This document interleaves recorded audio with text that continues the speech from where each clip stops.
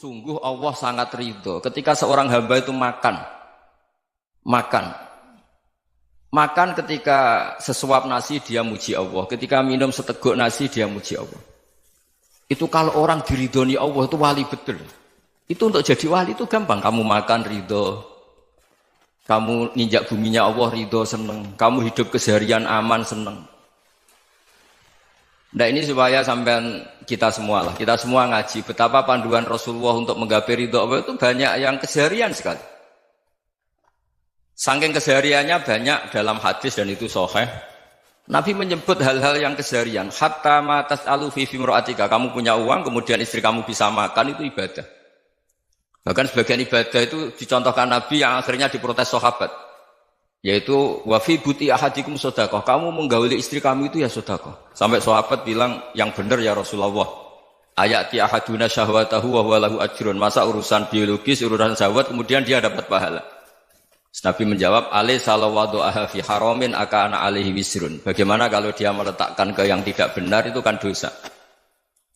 Nah, hal-hal seperti ini yang saya ingin teman-teman semua. Saya juga agak ingin ngaji demi Anda juga agak ingin. Itu dosa sekali ngaji kok. Pesanan kelompok tertentu itu enggak boleh.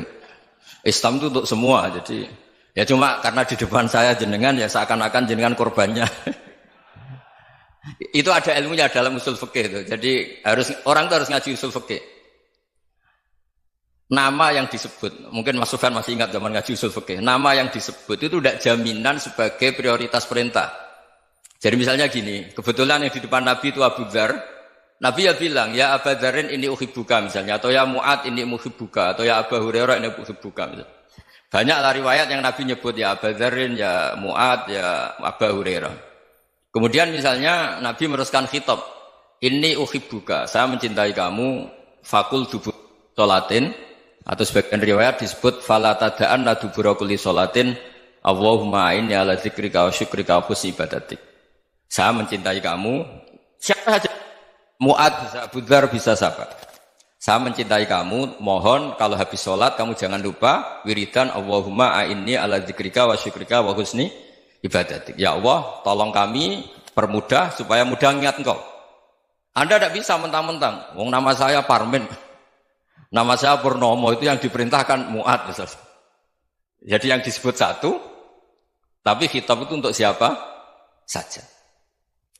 Saya teruskan. Jadi saya mohon semua kita melakukan kebaikan itu kalau dalam kaidah fikih disebut al yakin la yuzalu bisyak. Banyak kebaikan yang kebenarannya itu 100%. Tidak punya efek samping ke pihak lain, ke kelompok lain, ke komunitas lain. Itu tadi misalnya Anda makan, dan itu murah sekali, hanya butuh satu piring. Setiap punyaan kamu muji Allah, setiap minum kamu muji Allah. Itu redaksinya Rasulullah SAW disebut, Allah sangat ridho ketika seorang hamba makan, kemudian dia memuji Allah. Atau minum, kemudian dia muji Allah. Logikanya gampang, negara seperti ini yang kamu harapkan bentuknya kayak apa, mertua, ipar, komunitas, tetangga, itu nyata terjadi itu kan belum pasti. Sementara yang mesti terjadi adalah kamu butuh makan, kalau tidak mati. Butuh minum, kalau tidak mati. Butuh bumi yang nyaman ditempati, kalau tidak kita juga mati. Sebab itu Allah kalau menyebut nikmatnya itu hal-hal yang keseharian. Alladzi at'amahum min ju'. Allah itu siapa? Allah itu yang menciptakan kamu bisa makan. Tidak berlebihan, Allah itu yang menciptakan kondisi sosial itu ideal. Zaman Nabi itu ya ada orang munafik. Orang-orang pilihan Allah itu juga diuji orang sekelilingnya yang macam-macam. Semua diuji sesuai konteks zaman dan waktu. Nah, tapi ada ibadah-ibadah yang selalu disarankan Nabi. Sampai Nabi itu pernah ditanya, ayul Islam ya khairun ya Rasulullah, Islam terbaik itu gimana? Jawaban Nabi itu unik. Kitamu to'am. Islam terbaik itu ya makan-makan, santai-santai. Ketika Allah menyebut beberapa kebaikan, falak tahamal akobah, wa ma adrokan apa? Mal akobah. Terusannya apa? Fakku rokobah. Terusannya apa? Au'id amun fiyaumin di masubaya. Atau acara makan-makan itu juga Islam. Kenapa? Ya bayangkan kalau tidak ada makanan, kita mati kan? Kondisi sosial tidak ideal itu Anda masih gak apa-apa. Tapi kalau Anda tidak makan, Anda tidak minum, kamu punya istri cerewet masih bisa hidup, punya mertua cerewet masih bisa hidup. Tapi kalau tidak makan bisa mati. Berarti penting mana istri sama makan? Penting mana? Makan. Semoga istri Anda dengar, nanti kamu disuruh makan tapi pulang deh. Itu kalau dibahasakan makan masih memahami. Penting mana nasi satu piring dengan istri. Enggak ada nasi mati, enggak ada istri belum mati. Penting mana? Enggak berani jawab kan? Nah, ternyata Anda ada garang kan di depan istri. Jadi saya mohonlah, mungkin Mas Sufyan Sauri tadi yang bisa bantulah. Teman-teman tuh ngaji yang keseharian saja. Karena kita nyari ridha Allah itu berdasar firman Allah. Dan firman Allah itu menyebut keseharian tuh riang, gampang. Yaitu tadi misalnya wa min ayatihi manamukum bil-laili wan-nahar. Termasuk ayat-ayat Allah itu kamu tidur. Maka dulu itu ada guyonan, ada tokoh Mu'tazilah, kelompok dalam Islam yang berpikir manusia itu bisa menentukan ikhtiarnya sendiri. Karena saya bisa duduk, ingin berdiri, berdiri. Karena kelompok ini enggak terima kalau semua kehendak Allah, nanti bagaimana kalau semua kehendak Allah kok ada hisab ya, ada sanksi. Lucunya itu dia akhirnya, ini cerita ya, mencintai seorang perempuan, cantik sekali. Dan itu dia menjadi ahli sunnah itu oleh hal-hal yang sepele. Karena istrinya cantik, ya namanya suami istri itu hubungan intim. Terus ditanya, Mas, masih ingin lagi? Masih. Silahkan diulang lagi. Wah ya tidak bisa. Katanya manusia bisa menentukan yang diinginkan. Itu tobat itu. Itu nggak bisa ditobatkan Mas Sufyan Ats-Tsauri. Orang cantik yang mudah nobatkan orang itu orang cantik. Segampang itu. Akhirnya kita tahu, makanya kalau dalam kitab Hikam itu disebut al-aqil mayyakul madza yaf'alu wa hubi wal ghafil mayyakul madza af'al. Orang yang punya akal karena sadar ini wilayah Allah, semua milik Tuhan. Itu dia tiap hari berpikir, besok Allah akan melakukan apa terhadap dunia ini. Kamu merencanakan sesuatu mau plesir, ternyata gempa. Mau wisata ke Rusia, ternyata perang. Kamu tidak pernah tahu apa yang akan terjadi besok. Wa ma tadri nafsum madza taksibu ghadan. Tapi anda semua kita ini sering punya jadwal permanen. Makanya saya kalau diundang siapa saja, sana takdir. Yang jelas Gus ini acara penting. Ya masih acara penting nak pangeran ngersakno piye? Kowe ape dadi pangeran, kamu kok mau jadi Tuhan? Itu kadang ya kiai. Penting Gus acara ini jenengan harus memastikan bisa. Loh kamu itu yang ngajarin tauhid, sesuatu itu biadillah kok bilang-bilang apa pasti. Kalau saya terus tak tobatkan kamu kata saya. Ya kalau gitu Gus bilang insya Allah. Wah itu hati saya, fisik saya, roh saya sudah bilang insya Allah. Tidak usah kamu latih kata saya. Nah hal-hal tauhid keseharian itu gampang sebetulnya. Wal ghafil yaqulu madza af'al. Tapi orang yang lupa Allah dia setiap hari bilang besok apa? Kita bisa melakukan apa? Seakan-akan dia itu aktor, dia penting, dia subjek permanen, dia. Padahal kita ini hanya objek kehendak Allah Subhanahu wa taala. Karena kita yakin sesuatu yang terjadi di alam raya ini kita tidak bisa apa-apa. Makanya saya sering ngaji, sering bilang saya. Ketika Anda mensifati Allah, Dia yang menghidupkan. Sudah itu tanamkan jika ketika kita mati santai saja. Kenapa santai? Allah punya cara menghidupkan kita. Zaman kita hidup juga gak tahu caranya ngelola jantung, ngelola paru-paru. Kamu juga gak tahu ngelola oksigen yang tidak beracun, tidak ngandung polusi. Tahu-tahu hidup. Gak ingin tua ya tahu-tahu tua. Gak ingin mati tahu-tahu mati. Selama ini kita hidup juga gak tahu apa sebetulnya. Hanya gaya tok, punya jadwal, punya planning. Kalau kamu bisa menentukan pilihan Anda, pasti Anda istrinya cantik, 4 neriman semua, qanaah semua. Nyatanya enggak kan? Sudah 1 jelek, cerewet. Oh itu kan. Nyatanya enggak bisa apa-apa Anda kan? Terus ingat Allah, madza yaf'alu wa hubi.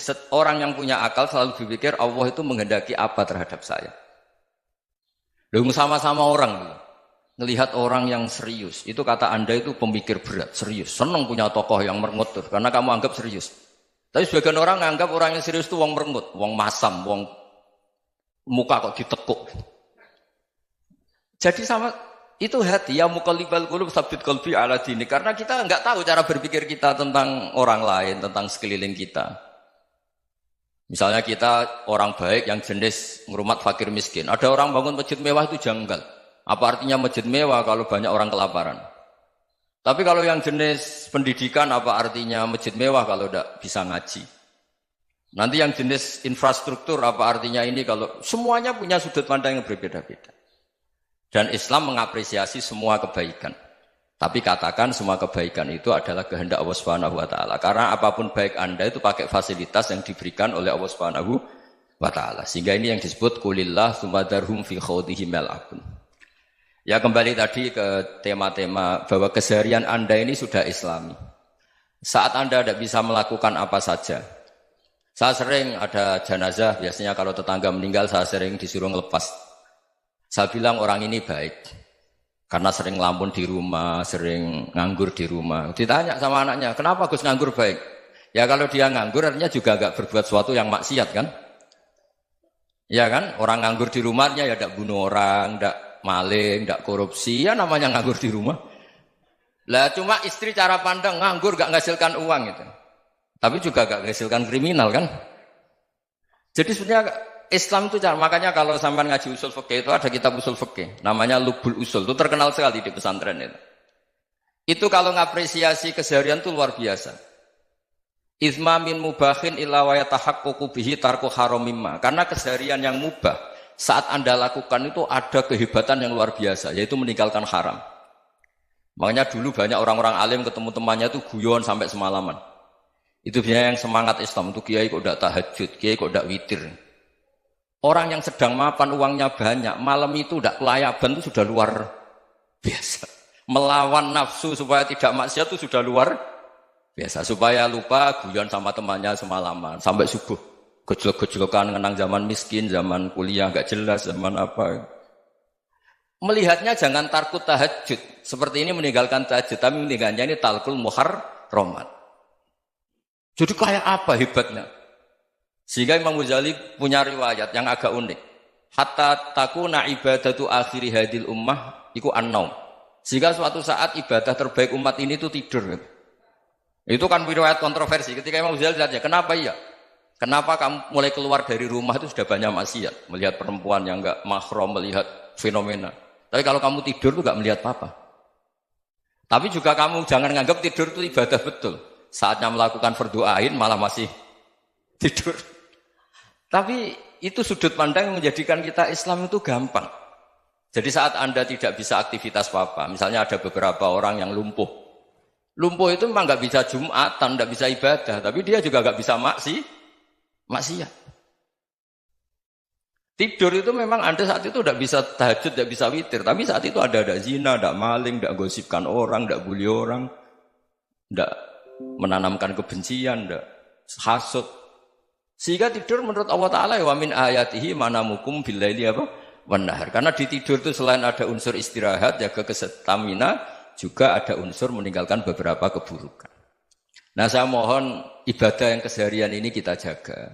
Supaya kita semua baca ayat itu fasih. Fasih itu tertanam di hati. Allah itu siapa?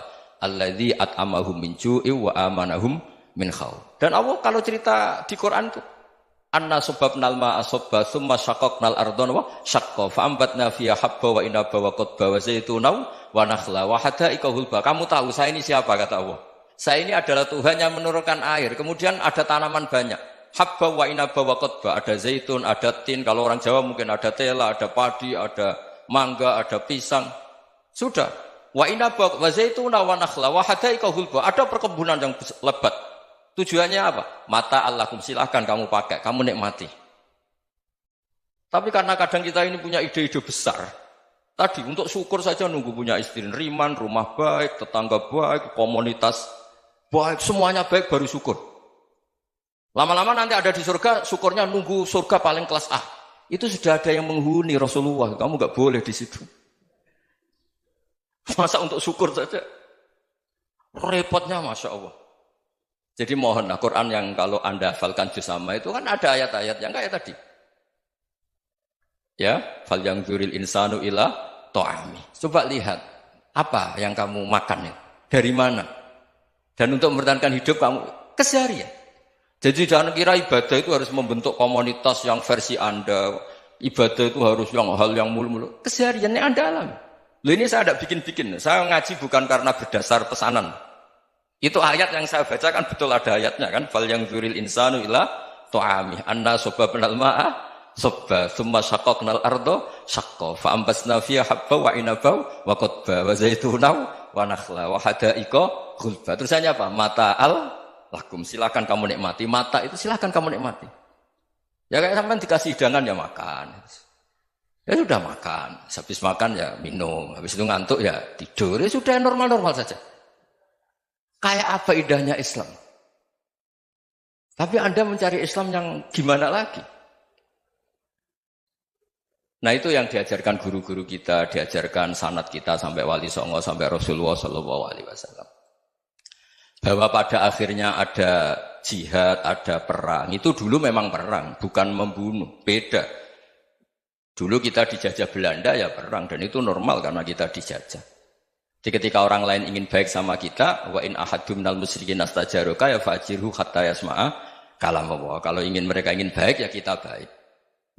Baik, teman-teman, kita akan jeda sejenak untuk minum air putih dan langsung saja lanjut, Gus. Alam raya ini milik Allah. Dan semua di alam raya ini milik Allah. Maka dipilih tidak dipilih itu terserah yang punya apa terserah kita. Apa terserah kriteria, apa terserah definisi. Dalam konteks kita sebagai objek diambil, tentu terserah yang punya. Kemudian Allah bilang, orang-orang itu saya pilih. Nah kalau milihnya Allah berdasar kepunyaan, tentu Allah boleh dong memilih orang yang sebetulnya berstatus dolim. Ya tapi ya tetap dia dolim, tapi ya tetap dipilih. Kenapa ya? Karena Allah yang punya. Saya misalnya orang kaya, boleh nggak punya HP buruk? Boleh kan? Terserah saya. Saya orang kaya, beli HP mahal, medium, dan paling buruk. Boleh nggak? Boleh, saya yang punya. Nggak boleh, Gus, orang kaya harus beli HP yang mahal. Yang bilang harus siapa? Nah, kegoblokan kita ini seperti ini. Nak wong sugih HP ini kudu larang. Nak wong alim kudu bojone ayu. Sing kudu darani kudu ayu ku sapa? Nak maji jalan yang dumbu swarga. Lho kudu iku sing swargane mbam tapi kudu. Nah, kita ini sering berpikir ngatur Tuhan. Prioritas Muslim terus Islam Indonesia kudu dadi sampling Islam seluruh apa? Dunia. Ya ora usah sombong ngono ya. Kowe tapi ya betul sepuro. Enggak boleh doakan Nabi gitu, enggak boleh. Wa sholli ala sayyidina Muhammad wa ala alihi, enggak boleh pakai ighfir lahu. Masalah kita tahlilan apa alam dongo iku terus kamu gunakan. Ya, misalnya terjadi percontohan Islam dunia terus Nabi kapundhut ditalkin, nak ditakoki waman rabbuka piye. Terus Nabi warai waman nabiyuka. Mesti Nabi yo pro, aku Nabi coba takoki. Jadi kita ini sering kumo luhur karena kita mayoritas terus jadi percontohan ora usah ngono. Paham ya napa? Ndak usah ngono, mayoritas saya, tapi ora usah GR jadi apa? Percontohan internasional. Mungkin kalau masalah Islam damai ya bagus, tapi itu kan tidak hanya Indonesia. Di mana-mana yang Islam damai juga banyak, dan yang tukaran juga banyak. Toh yang tukaran nggak pernah maklumatkan diri ini percontohan janda. Ya biasa saja. Saya ulang lagi ya. Maka menurut saya nggak akan benar pendapat Khawarij atau pendapat Islam yang keras bahwa orang dosa besar itu keluar dari Islam. Karena ketika Allah mengatakan, kemudian aku pilihkan kitab ini, tak kasihkan orang-orang yang saya pilih. Itu diantara yang pertama adalah meskipun mereka sebagian tetap zalim. Artinya tetap zalim itu tidak menjadi dia keluar dari status Islam. Paham ya? Sekarang saya tanya, yang dikatakan warga Indonesia itu siapa? Ya siapapun yang bergeografis di Indonesia, lahir sebagai akte Indonesia, ya orang Indonesia. Kemudian ada yang penjahat, ada yang maling, kita penjara. Apa dia keluar dari kebangsaan Indonesia? Enggak kan? Sama ketika orang Islam menjadi zina dan fasik koruptor, keluar dari Islam enggak? Enggak. Karena Allah tetap bilang famin. Apa? Famin. Jelas ya? Wes kayak ngarah Khawarij. Kenapa? Kalau Khawarij cara berpikir itu ekstrim. Setiap dosa besar itu mengeluarkan orang dari status Islam. Oh, itu bahaya sekali.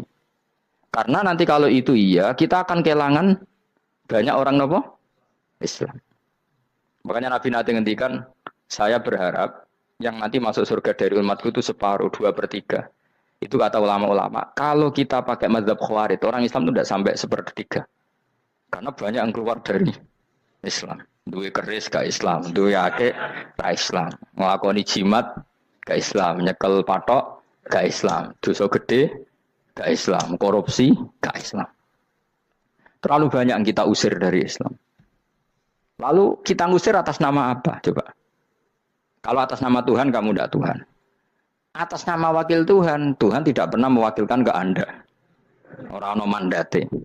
Yang kita tahu dari Quran ya ayat ini, tsumma awrasnal kitabal ladzina istofaina min ibadina. Kemudian kitab ini tak kasihkan orang-orang yang saya pilih, dan orang yang saya pilih itu faminhum zalimul li nafsi. Dan sebagian dari itu adalah orang dolim, dan itu jelas bagian dari itu. Artinya keluar apa masuk? Keluar apa masuk? Masuk. Meskipun ya yang dolim tetap berstatus dolim, kayak warga Indonesia, ini semua warga Indonesia. Paham ya? Yang maling ya tetap warga Indonesia, meskipun ya tetap maling. Jelas ya?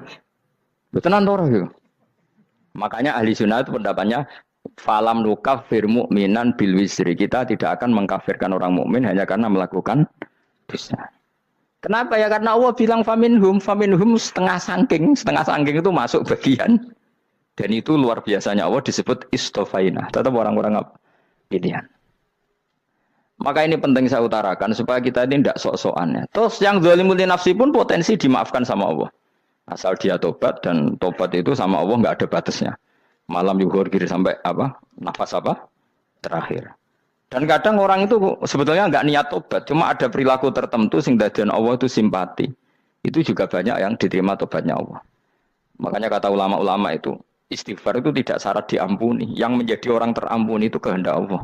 Istighfar itu bagian kecil dari syarat-syarat itu. Bisa saja orang tanpa istighfar tapi diampuni Allah. Misalnya Allah dawuh, wa yaghfiru ma duna dzalika limay yasha. Itu bukan limay yastaghfir tapi limay yasha. Contoh masyhur kan, kamu pernah dengar kan, ada orang nakal itu, mumisa itu ya kira-kira lonte atau apalah. Dia datang pulang ketika melihat anjing ngeleti pasir, dia berpikir ini kehausan kayak saya. Kemudian dia turun ke sungai memberi minum anjing itu, kemudian Allah memaafkan dia karena itu. Pas itu di semua hadis riwayatnya dia tidak pernah istighfar. Terlalu punya perilaku yang menjadikan dia diampun. Banyak enggak seperti itu? Banyak, makanya wa yaghfiru ma duna dzalika liman yasha. Mayasa itu ya yang digedaki Allah. Bisa saja kalian ini sering istighfar tapi enggak dimaafkan Allah. Tapi delala punya satu perilaku yang cara Allah itu penting, kemudian dimaafkan. Kayak Saharatu Fir'aun itu dia tidak pernah istighfar, tukang sihir Fir'aun. Dia diampuni Allah, dikasih iman tuh gara-gara jadi wong Jogja. Terus ngono tok. Jadi pas mau duel adu sihir. Iku dalah dekne mendingan ya. Qalu ya Musa imma antulqiya wa imma annakuna nahnul mulkin. Monggo jenengan riyen napa kula riyen. Dadi gara-gara dekne didikan Jogja niku. Lah wong ape duel, mestinya tarung itu semakin cepat mengambil kesempatan kan semakin menang. Ini sudah jelas tarung. Ngapunten jenengan riyen napa kula. Lha iku pangeran itu terus simpati. Wong kok sopane ngono apa? Akhirnya Allah memberi iman gara-gara imma antulqiya wa imma annakuna nahnul mulkin. Monggo jenengan riyen. Lah Musa juga Allah juga enggak terima kalau nabinya kalah sopan. Sehingga Allah memerintahkan Musa adalah sopan. Mboten jenengan mawon. Jadi Nabi Musa qala bal alqu. Jadi Nabi Musa enggak jenengan riyen mawon. Jadi coba itu kan unik. Dia tidak ingin diampuni Allah, tapi adalah dia punya satu perilaku yang menjadikan Allah itu simpati, yaitu kesopanan dia dengan Nabi Musa. Imma antulqiya wa imma annakuna nahnul. Nabi Musa juga bilang qala bal alqumu go jenengan riyen mawon. Akhirnya sakar nggih nak ngoten. Makanya Firaun itu mangkelnya bukan main. Ketika pertunjukan itu akhirnya kan Saharatu Firaun kan kalah. Setelah kalah langsung iman. Maka kata Firaun, ini jelas Musa itu guru kamu. Cuma pura-pura saja kamu pro saya. Lah buktinya apa? Jare buktinya tadi monggo-monggonan gitu. Makanya Firaun bilang innahu lakabirukumul ladzi 'allamakumus sihr. Wah, iku mesti Musa iku gurumu. Padahal enggak kenal sama sekali. Cuma gara-gara monggo-monggonan tadi itu akhirnya terus pikirannya Firaun. Wah, mesti wis kenal suwi mau gayane tok. Mergo gara-gara monggo-monggon monggo jenengan riyen. Mboten monggo jenengan. Jadi makanya sampean jangan putus asa. Makanya keliru sekali kalau kita bilang diampuni Allah nunggu istighfar. Enggak. Tentu istighfar penting, kita sepakat. Istighfar itu penting, kita sepakat. Tapi itu tidak satu cara-caranya Allah untuk orang bisa diampuni. Nabi misalnya ngendikan ana wa kafilul yatim ka hatani fil jannah. Ya, coba. Orang sering istighfar sama kafirul yatim, kira-kira surganya cepat mana? Cepat kafirul yatim meskipun enggak istighfar. Kalau istighfar terus tapi medit ra karuan. Tak jamin pun rokok alamatnya medit jelas nih rokok aku roh. Jelas. Al-bakhilu qaribun minan nar, jelas alamatnya deket-deket situ lah, paham ya? Wes jelas as-sakhi qaribun minallah, qaribun minan nas, baitun minan nar. Nah al-bakhil apa?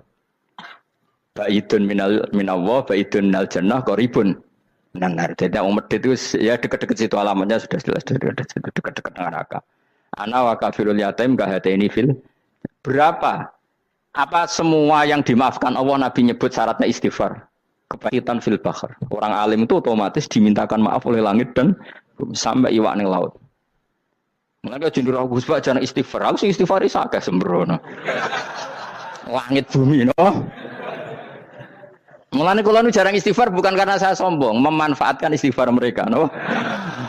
Dan saya yakin itu lebih mandi timbang istighfar saya. Mun koman fi samawati nglebokno Jibril, Mikail, orang-orang keren no, makhluk-makhluk no, keren. Saya baru cari hadis yang wa innal muta'allim sing ijek belajar tapi belum ketemu. Nanti kalau ketemu tak kasih tahu apa? Karena hadisnya yang saya baca masih wa innal alim apa? Orang alim jadi agak ketat. Nanti kalau sudah ketemu wa innal muta'allima. Nanti dicari. Tapi pasti palsu kalau ada itu. Karena semua tagnya itu apa? Alim. Atau ya kamu alim dibanding yang di bawahnya ya semoga itu masuk apa jadi dibanding orang Papua kan harus alim. Saya ulang lagi ya, ini penting sekali. Jadi latihlah jangan punya gerakan takfiri orang lain dianggap kafir, orang lain dianggap kafir karena Allah tidak pernah mengusir hambanya meskipun apapun salah dia kata Allah tetap faminhum apa faminhum itu rujuknya ke yang depan. Jadi termasuk orang-orang yang saya pilih adalah faminhum zalimul li nafsi, tetap dia di arena itu